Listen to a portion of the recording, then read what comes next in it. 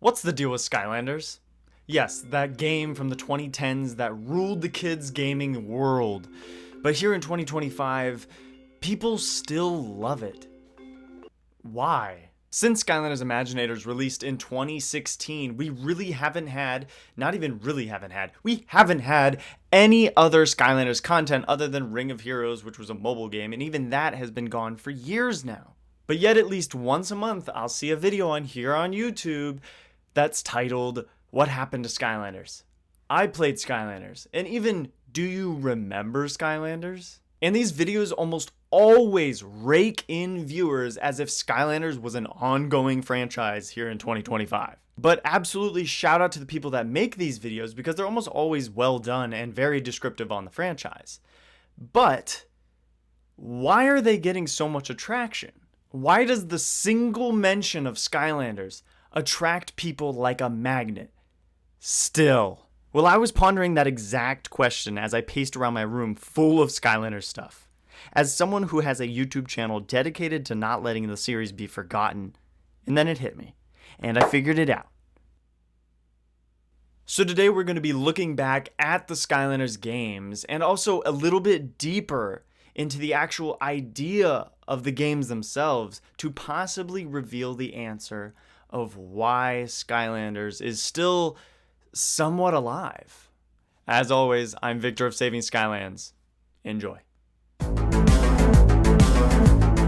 Skylanders, as most of you guys know, has 6 main console games and also 5 handheld versions that are completely different than the console ones. So basically 11 games. Add in Ring of Heroes on mobile, that's 12. Also the fact that Skylanders Superchargers on the Wii is just a racing game version of the actual game, so we'll say 12 and a half in the series.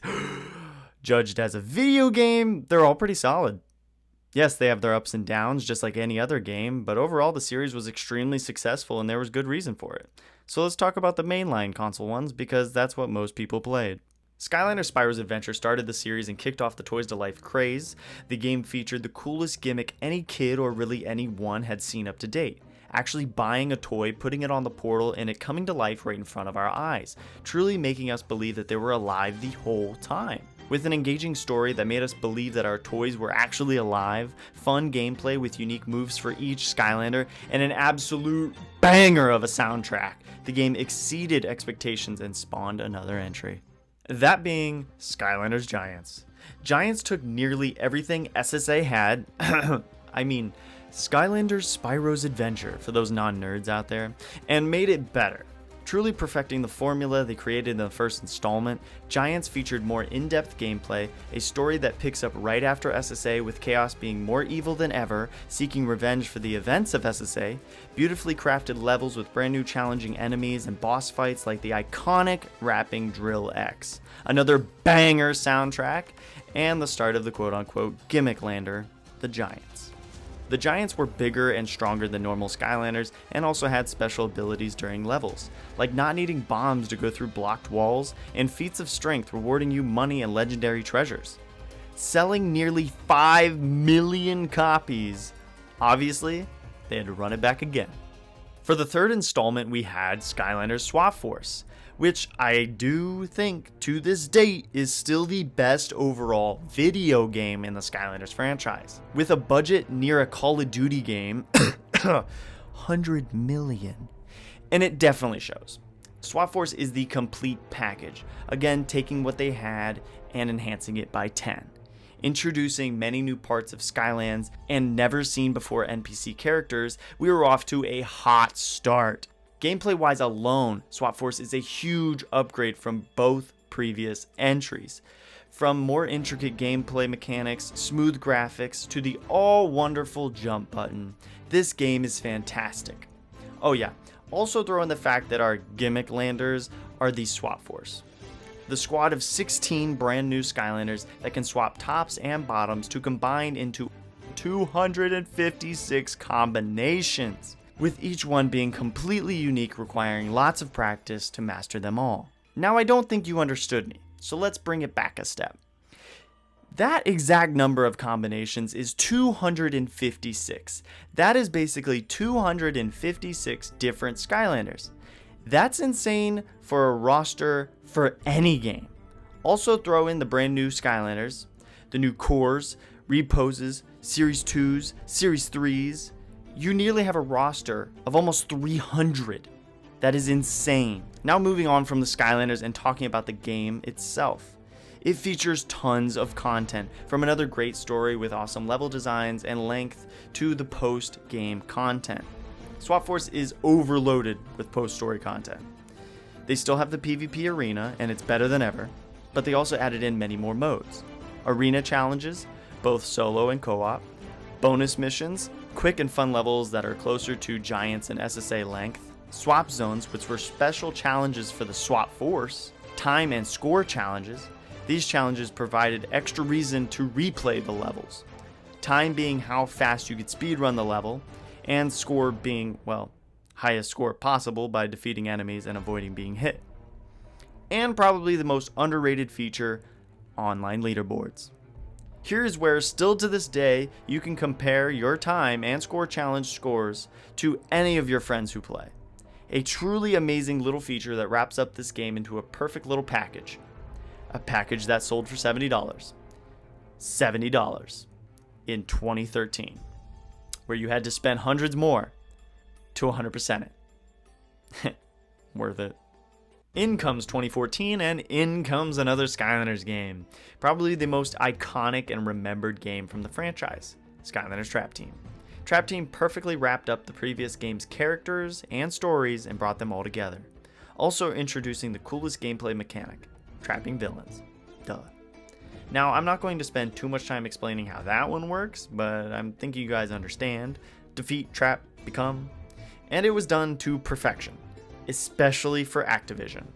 To trap enemies, you need trap crystals, which of course, just like the Skylanders themselves, are sold separately, meaning you will buy these toys.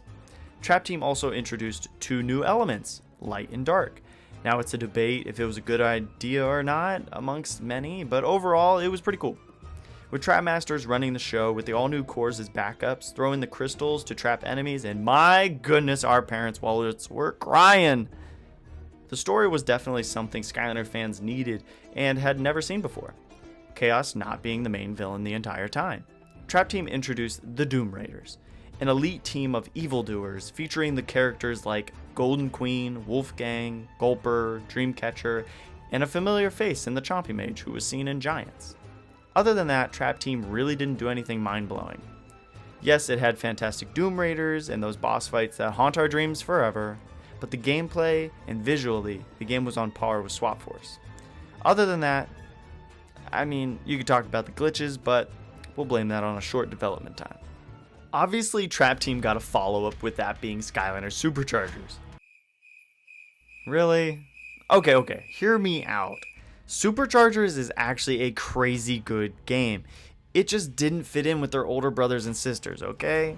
Being able to traverse Skylands via land, air, and sea is actually really damn cool. Yes, they can seem tedious, whether it's the sections themselves or just constantly having to take off and on different vehicles onto the portal. But overall, it's fun, with an action-packed roster featuring brand new and returning Skylanders as reposed Superchargers. It was also the first time there were no core Skylanders released alongside the gimmick landers. But they'd probably be useless anyhow, since pairing a Supercharger Skylander to their vehicle makes them supercharged, giving them boosted stats. Story-wise, it was refreshing to see Chaos had actually already won and started taking over Skylands before we even got to defend it, aiding the ever-imposing The Darkness, the living entity of, well, darkness? Basically, what the Core of Light was made to keep away, The Darkness runs the show, using Chaos like a puppet most of the game, and it's truly intriguing to watch how their interactions play out over the course of the game. Sadly, it was a gimmick nobody saw coming and not many Skylander fans appreciated at the time. These days, hopefully people are maturing like me and realize that Superchargers is actually a great game. Still, the only thing that throws me for a loop is the story. It's one of, if not the best story in the franchise, but it makes no sense coming off the heels of Trap Team.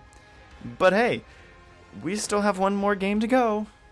Lastly, we have Skylanders Imaginators. Yep, that's the name. I didn't even know this game existed till COVID rolled around and I was stuck in my room twiddling my thumbs. Trying to find something to do, I found my old Skylanders and eventually, as anyone does, goes to the internet to see how I can spend more money on these little plastic things. Just for me to be greeted by so-called Skylanders that I had never seen in my life. Strange looking too. Not only were they huge, but they also lost their colorful bases that were so iconic. Also, what the f*** has a figure? So yeah, I bought it along with everyone I could get my FOMO mind on, and I'll tell you what, it made the lockdown truly enjoyable. Playing it for the first time made you realize how childish it is, whether it's from the story to the goofy characters in the game. I really don't know how to explain it, but it makes Superchargers look like a normal Skylanders game. Imaginators has by far the best gameplay and visuals in the franchise, as it should, being the newest. But holy shit, that story is atrocious. 100% the reason I hardly ever replay on stream. The story is the least engaging writing I've ever had to witness in a video game. If Skylanders was originally made for kids, Skylanders Imaginators was made for babies still in the womb. Trying to look past probably the most important part of a video game, it still has great qualities. From what I said before, the gameplay and the visuals, to seeing almost everyone we've met in the previous 5 games all together. The biggest redeeming factor for this game is the roster. The gimmick of creating your own Skylander is some of the most fun I've ever had playing Skylanders.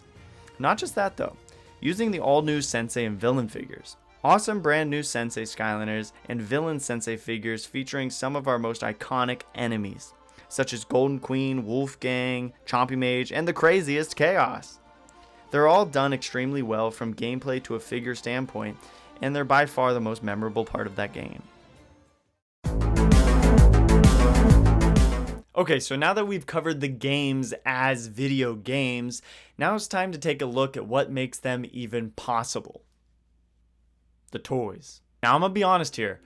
Without the toys, I really didn't see Skylanders going past maybe 2 or 3 games, and it definitely would have been forgotten by now. But since everybody has these little plastic toys laying around their house, they are forced to hold on to all of the memories they've created and had while using them. Damn, that was kind of deep. But I am 100% being for real. These physical toys not just being a selectable character inside the game, it's like they've bonded us to our childhood, so we can't let that go. And I know a lot of people will agree with me on this, because people watching, I bet you've thought about selling your Skylanders, but you couldn't. There was something holding you back. What was it? Or maybe you did sell your Skylanders, but you have that void just somewhere within your brain and heart that wants them back.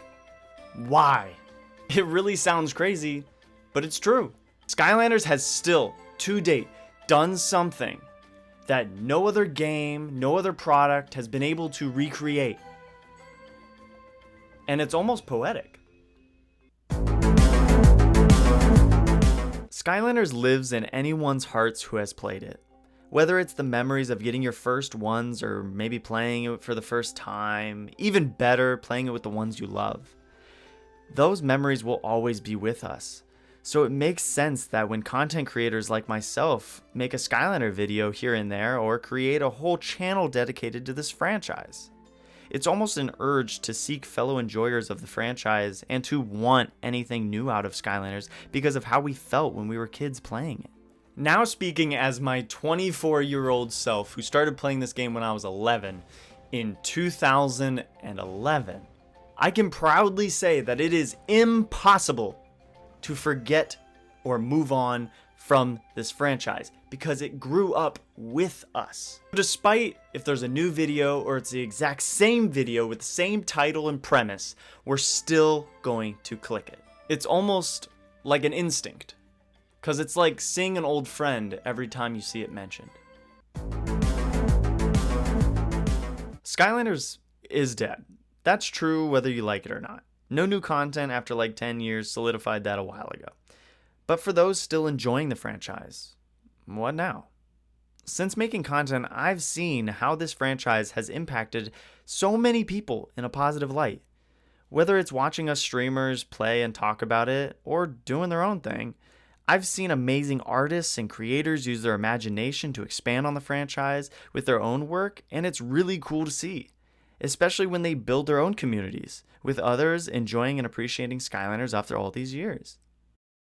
So that's it. Skylanders may be dead, but within us, it will live forever. But not because of content, not these new videos, not these YouTubers, not me, not any other.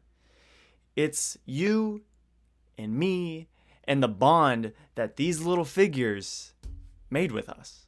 So thank you guys for watching. As always, I'm Victor from Saving Skylands. Keep saving Skylands.